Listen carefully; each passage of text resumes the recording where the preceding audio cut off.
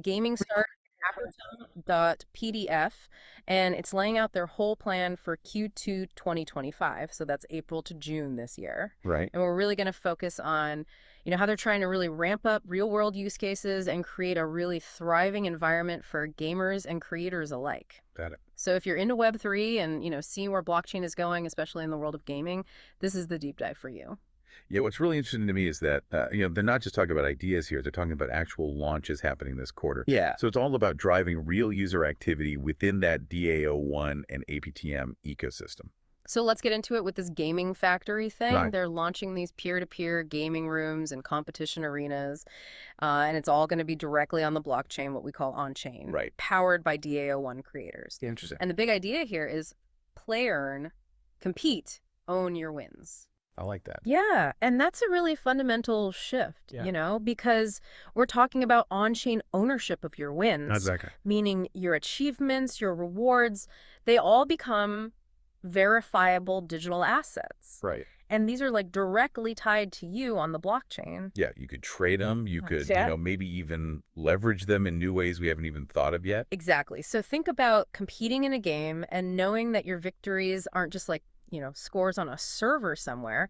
They're permanently recorded on the blockchain. That's huge. Yeah. And then they're also launching this multi-market prediction board, Huh? which is really cool. This lets anybody basically participate in these community-driven prediction markets. Interesting. And the whole thing is run by smart contracts and the DAO1 system. So what's really key here is the decentralization.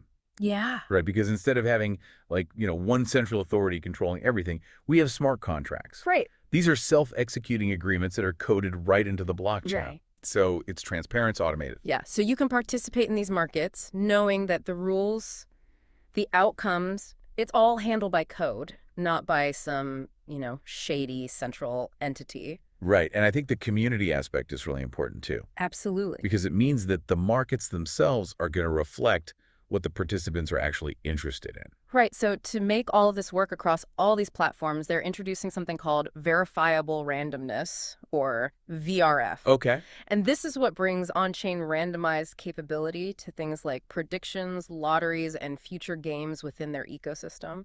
So basically, VRF gives you confidence that the random outcomes are actually fair. Yeah, Like exactly. imagine a lottery where you can actually verify that the winning number was generated in a truly random way. Right.